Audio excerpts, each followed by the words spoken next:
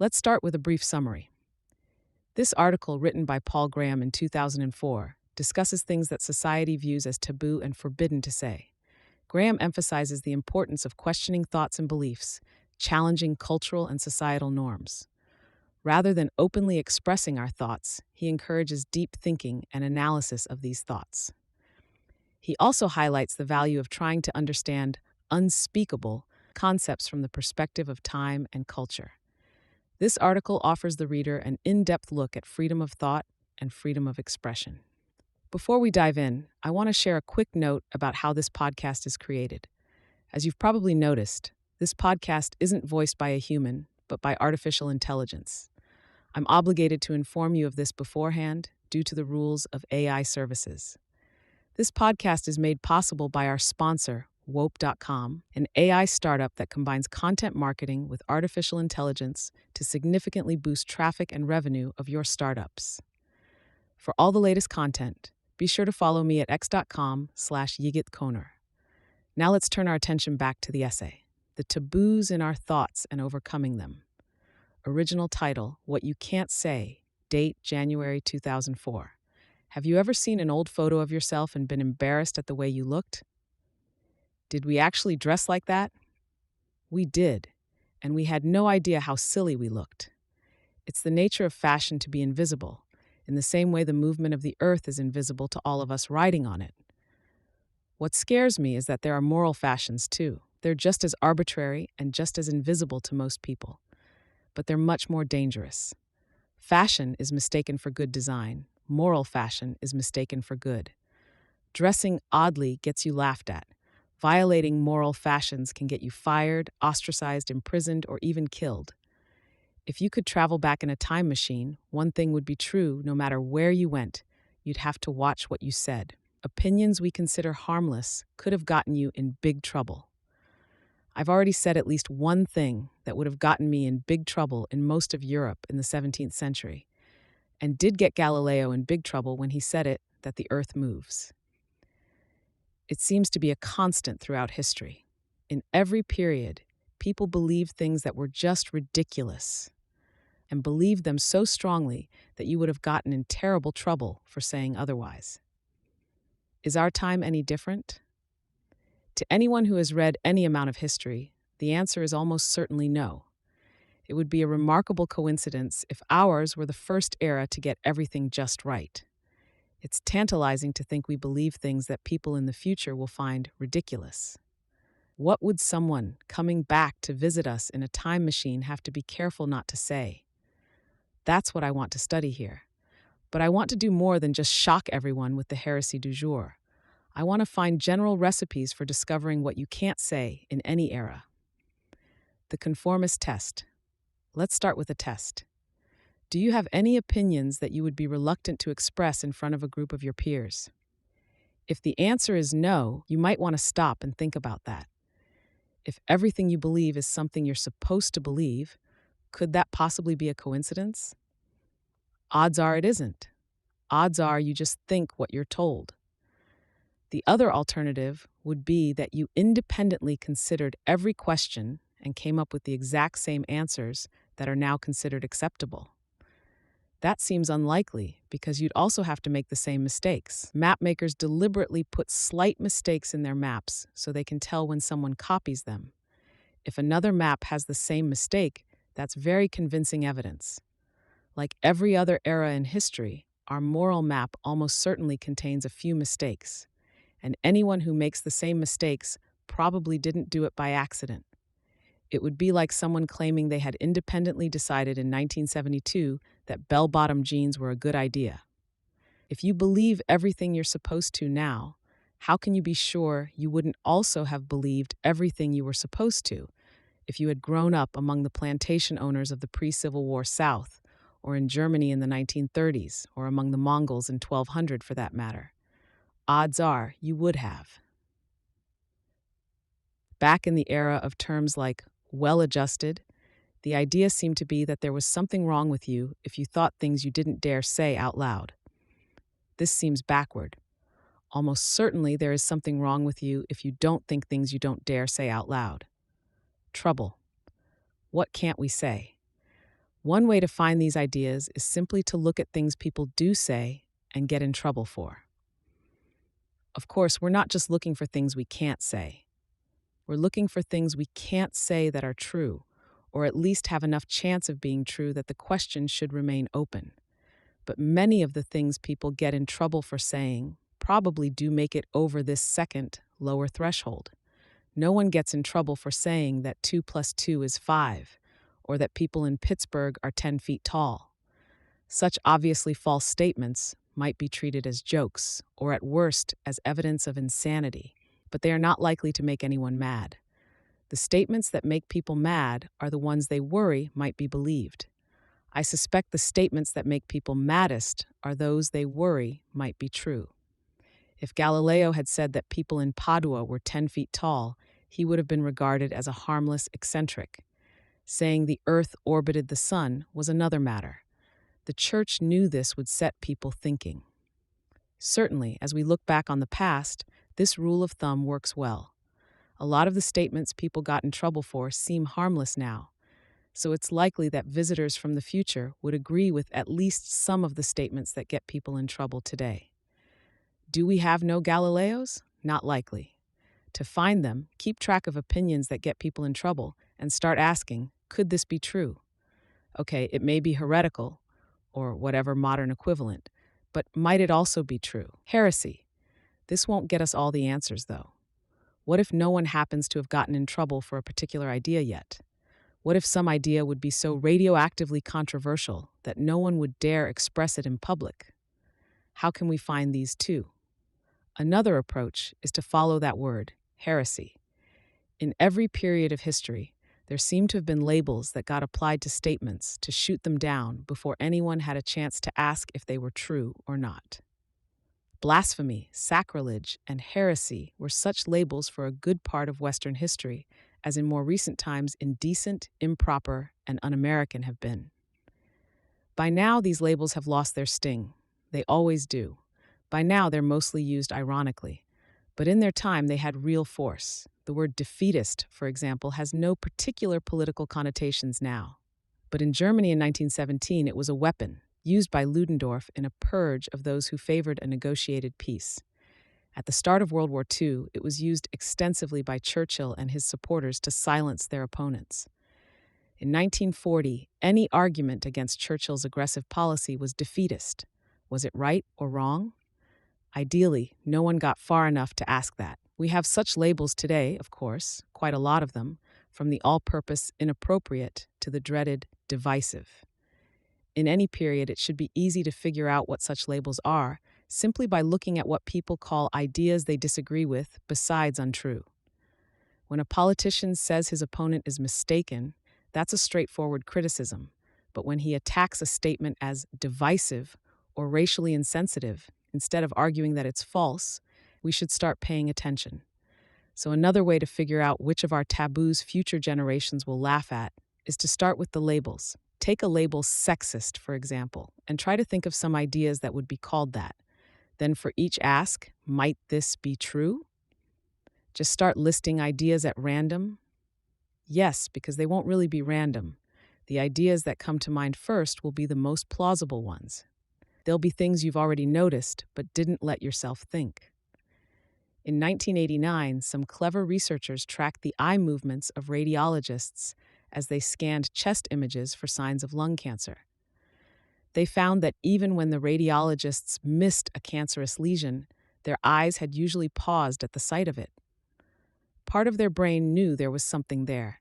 It just didn't percolate all the way up into conscious knowledge. I think many interesting heretical thoughts are already mostly formed in our minds. If we turn off our self-censorship temporarily, those will be the first to emerge. Time and space.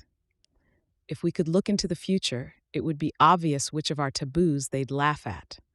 We can't do that, but we can do something almost as good. We can look into the past. Another way to figure out what we're getting wrong is to look at what used to be acceptable and is now unthinkable. Changes between the past and the present sometimes do represent progress. In a field like physics, if we disagree with past generations, it's because we're right and they're wrong. But this becomes rapidly less true as you move away from the certainty of the hard sciences. By the time you get to social questions, many changes are just fashion. The age of consent fluctuates like hemlines. We may imagine that we are a great deal smarter and more virtuous than past generations, but the more history you read, the less likely this seems. People in past times were much like us. Not heroes, not barbarians. Whatever their ideas were, they were ideas reasonable people could believe. So here is another source of interesting heresies. Diff present ideas against those of various past cultures and see what you get. Some will be shocking by present standards. Okay, fine, but which might also be true. You don't have to look into the past to find big differences. In our own time, different societies have wildly varying ideas of what's okay and what isn't. So you can try diffing other cultures' ideas against ours as well. The best way to do that is to visit them.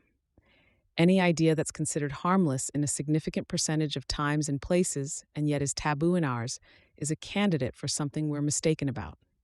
For example, at the high watermark of political correctness in the early 1990s, Harvard distributed to its faculty and staff a brochure saying, among other things, that it was inappropriate to compliment a colleague or student's clothes. No more nice shirt. I think this principle is rare among the world's cultures, past or present. There are probably more where it's considered especially polite to compliment someone's clothing than where it's considered improper.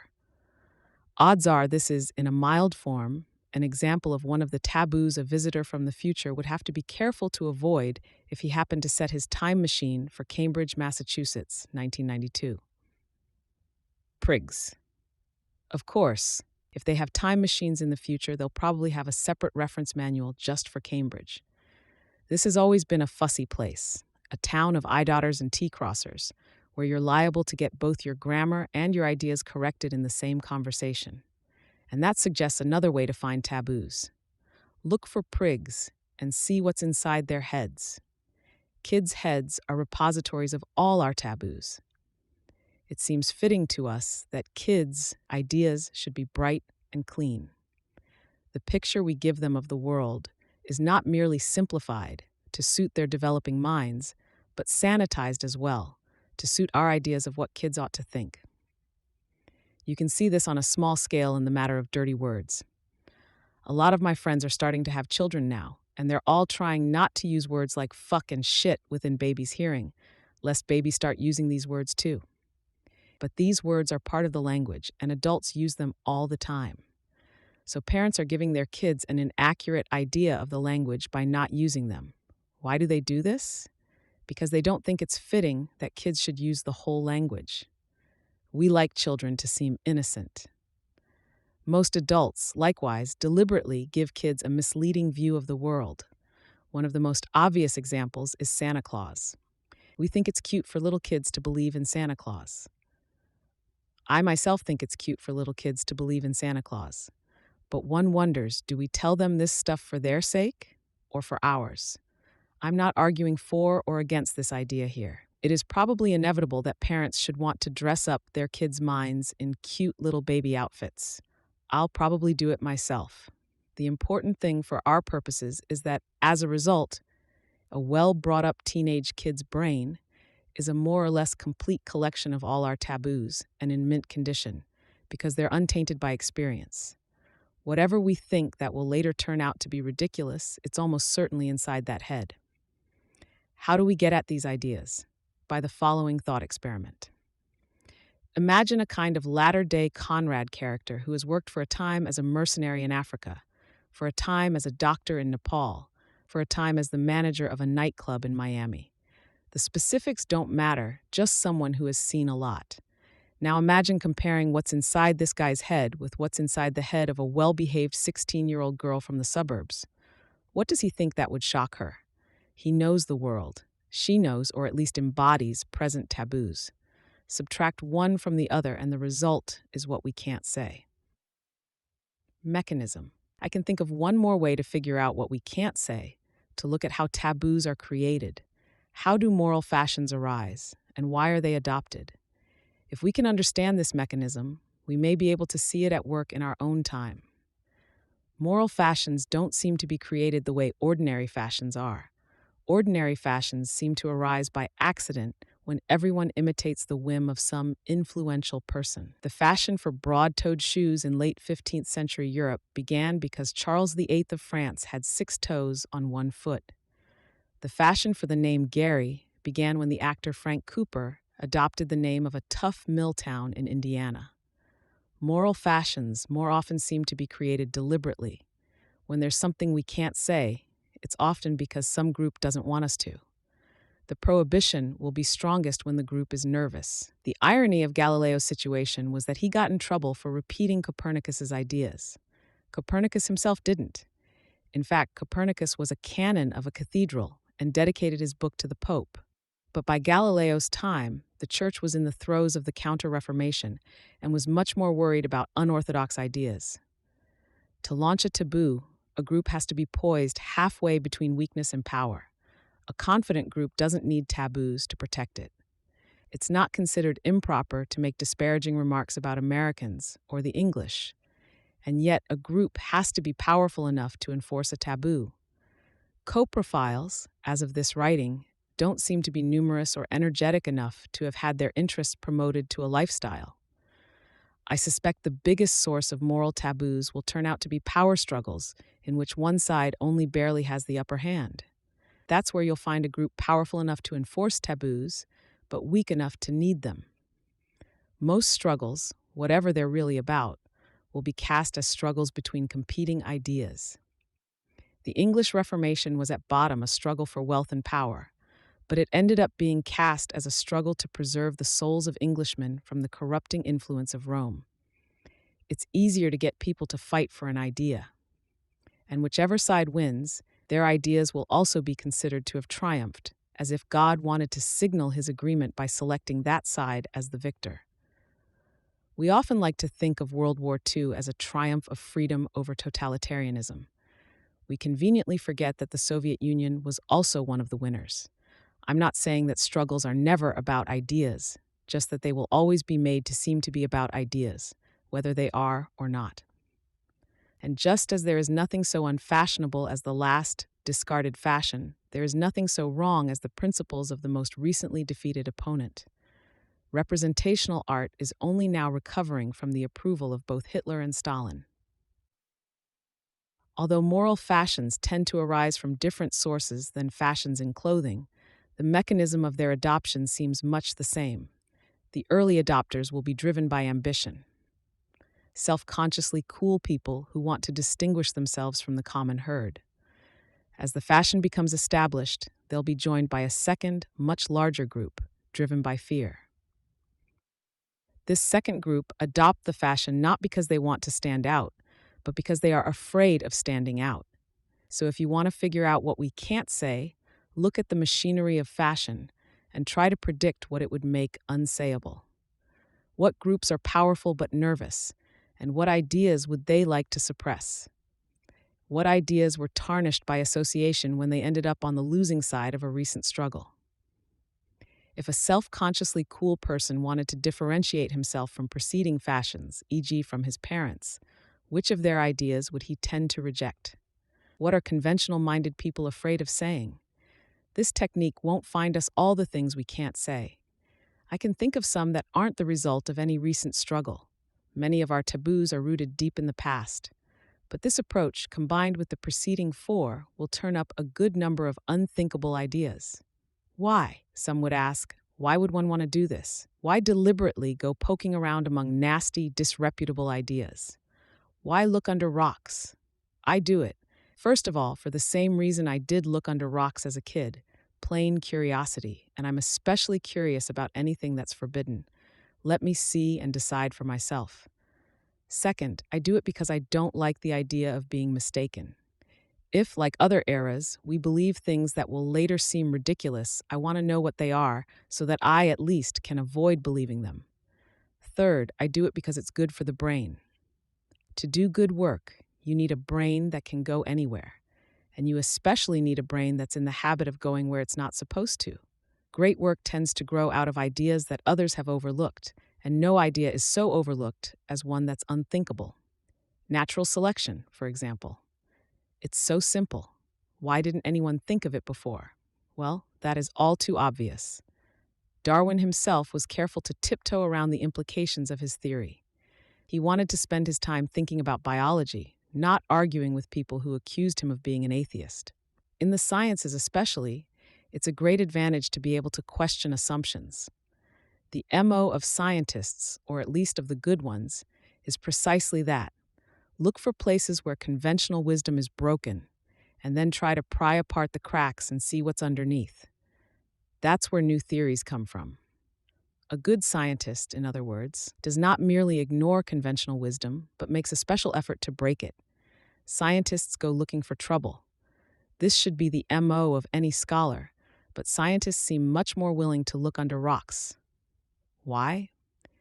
It could be that the scientists are simply smarter. Most physicists could, if necessary, make it through a PhD program in French literature, but few professors of French literature could make it through a PhD program in physics. Or it could be because it's clearer in the sciences whether theories are true or false, and this makes scientists bolder. Or it could be that, because it's clearer in the sciences whether theories are true or false, you have to be smart to get jobs as a scientist, rather than just a good politician. Whatever the reason, there seems a clear correlation between intelligence and willingness to consider shocking ideas. This isn't just because smart people actively work to find holes in conventional thinking. I think conventions also have less hold over them to start with. You can see that in the way they dress. It's not only in the sciences that heresy pays off. In any competitive field, you can win big by seeing things that others daren't. And in every field, there are probably heresies few dare utter. Within the US car industry, there is a lot of hand-wringing now about declining market share. Yet the cause is so obvious that any observant outsider could explain it in a second. They make bad cars. And they have for so long that by now the US car brands are anti-brands, something you'd buy a car despite, not because of. Cadillac stopped being the Cadillac of cars in about 1970. And yet I suspect no one dares say this. Otherwise, these companies would have tried to fix the problem. Training yourself to think unthinkable thoughts has advantages beyond the thoughts themselves. It's like stretching. When you stretch before running, you put your body into positions much more extreme than any it will assume during the run. If you can think things so outside the box that they'd make people's hair stand on end, you'll have no trouble with the small trips outside the box that people call innovative. When you find something you can't say, what do you do with it? My advice is, don't say it. Or at least, pick your battles. Suppose in the future there is a movement to ban the color yellow. Proposals to paint anything yellow are denounced as yellowist, as is anyone suspected of liking the color. People who like orange are tolerated but viewed with suspicion. Suppose you realize there is nothing wrong with yellow. If you go around saying this, you'll be denounced as a yellowist too, and you'll find yourself having a lot of arguments with anti-yellowists. If your aim in life is to rehabilitate the color yellow, that may be what you want. But if you're mostly interested in other questions, being labeled as a yellowist will just be a distraction. Argue with idiots, and you become an idiot. The most important thing is to be able to think what you want, not to say what you want. And if you feel you have to say everything you think, it may inhibit you from thinking improper thoughts. I think it's better to follow the opposite policy. Draw a sharp line between your thoughts and your speech. Inside your head, anything is allowed. Within my head, I make a point of encouraging the most outrageous thoughts I can imagine. But, as in a secret society, nothing that happens within the building should be told to outsiders. The first rule of Fight Club is, you do not talk about Fight Club. When Milton was going to visit Italy in the 1630s, Sir Henry Wotton, who had been ambassador to Venice, told him his motto should be I pensieri stretti and il viso sciolto, closed thoughts and an open face. Smile at everyone and don't tell them what you're thinking. This was wise advice. Milton was an argumentative fellow, and the Inquisition was a bit restive at that time. But I think the difference between Milton's situation and ours is only a matter of degree. Every era has its heresies, and if you don't get imprisoned for them, you will at least get in enough trouble that it becomes a complete distraction. I admit it seems cowardly to keep quiet. When I read about the harassment to which the Scientologists subject their critics, or that pro Israel groups are compiling dossiers on those who speak out against Israeli human rights abuses, or about people being sued for violating the DMCA, part of me wants to say, all right, you bastards, bring it on. The problem is, there are so many things you can't say. If you said them all, you'd have no time left for your real work. You'd have to turn into Noam Chomsky. The trouble with keeping your thoughts secret, though, is that you lose the advantages of discussion. Talking about an idea leads to more ideas. So the optimal plan, if you can manage it, is to have a few trusted friends you can speak openly to. This is not just a way to develop ideas. It's also a good rule of thumb for choosing friends. The people you can say heretical things to without getting jumped on are also the most interesting to know. Viso sciolto? I don't think we need the viso sciolto so much as the pensieri stretti. Perhaps the best policy is to make it plain that you don't agree with whatever zealotry is current in your time, but not to be too specific about what you disagree with. Zealots will try to draw you out, but you don't have to answer them. If they try to force you to treat a question on their terms by asking, "Are you with us or against us?" you can always just answer neither. Better still, answer, "I haven't decided." That's what Larry Summers did when a group tried to put him in this position. Explaining himself later, he said, "I don't do litmus tests." A lot of the questions people get hot about are actually quite complicated. There is no prize for getting the answer quickly. If the anti-yellowists seem to be getting out of hand and you want to fight back, there are ways to do it without getting yourself accused of being a yellowist. Like skirmishers in an ancient army, you want to avoid directly engaging the main body of the enemy's troops. Better to harass them with arrows from a distance. One way to do this is to ratchet the debate up one level of abstraction. If you argue against censorship in general, you can avoid being accused of whatever heresy is contained in the book or film that someone is trying to censor. You can attack labels with meta-labels, labels that refer to the use of labels to prevent discussion. The spread of the term political correctness meant the beginning of the end of political correctness, because it enabled one to attack the phenomenon as a whole without being accused of any of the specific heresies it sought to suppress. Another way to counterattack is with metaphor. Arthur Miller undermined the House Un-American Activities Committee by writing a play, The Crucible, about the Salem witch trials. He never referred directly to the committee and so gave them no way to reply. What could A. Shuak do? Defend the Salem witch trials? And yet Miller's metaphor stuck so well that to this day, the activities of the committee are often described as a witch hunt. Best of all, probably, is humor. Zealots, whatever their cause, invariably lack a sense of humor. They can't reply in kind to jokes. They're as unhappy on the territory of humor as a mounted knight on a skating rink. Victorian prudishness, for example, seems to have been defeated mainly by treating it as a joke. Likewise, its reincarnation as political correctness. I am glad that I managed to write The Crucible, Arthur Miller wrote, but looking back, I have often wished I'd had the temperament to do an absurd comedy, which is what the situation deserved. A Dutch friend says I should use Holland as an example of a tolerant society. It's true they have a long tradition of comparative open-mindedness. For centuries, the Low Countries were the place to go to say things you couldn't say anywhere else, and this helped to make the region a center of scholarship and industry, which have been closely tied for longer than most people realize. Descartes, though claimed by the French, did much of his thinking in Holland. And yet, I wonder, the Dutch seem to live their lives up to their necks in rules and regulations. There's so much you can't do there. Is there really nothing you can't say? Certainly, the fact that they value open-mindedness is no guarantee. Who thinks they're not open-minded? Our hypothetical prim miss from the suburbs thinks she's open-minded. Hasn't she been taught to be? Ask anyone, and they'll say the same thing. They're pretty open-minded, though they draw the line at things that are really wrong.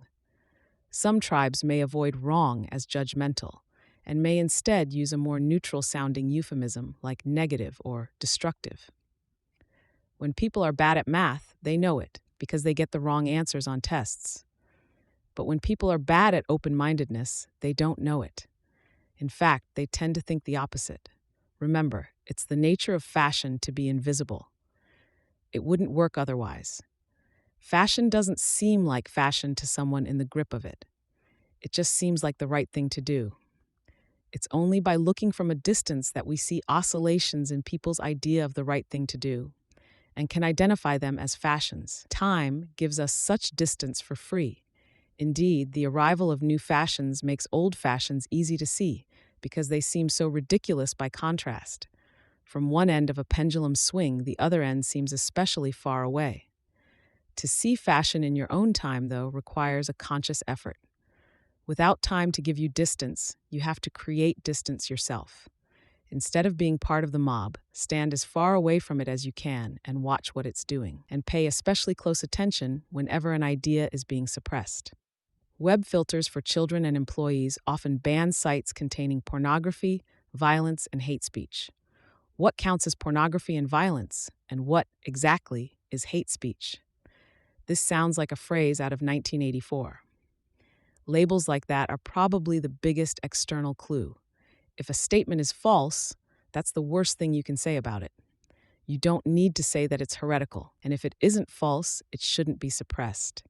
So when you see statements being attacked as Xist or YIC, substitute your current values of X and Y, whether in 1630 or 2030, that's a sure sign that something is wrong.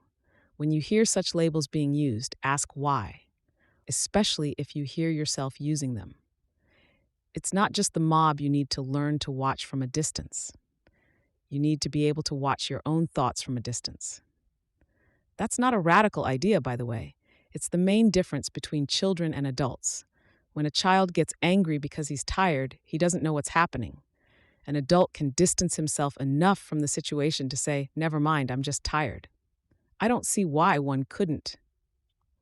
By a similar process, learn to recognize and discount the effects of moral fashions. You have to take that extra step if you want to think clearly. But it's harder because now you're working against social customs instead of with them. Everyone encourages you to grow up to the point where you can discount your own bad moods. Few encourage you to continue to the point where you can discount society's bad moods. How can you see the wave when you're the water? Always be questioning. That's the only defense. What can't you say? And why? paulgraham.com/saynotes.tem. Thanks to Sarah Harlan, Trevor Blackwell, Jessica Livingston, Robert Morris, Eric Raymond, and Bob Vander Zwan for reading drafts of this essay, and to Lisa Randall, Jackie McDonough, Ryan Stanley, and Joel Rainey for conversations about heresy. Needless to say, they bear no blame for opinions expressed in it, and especially for opinions not expressed in it.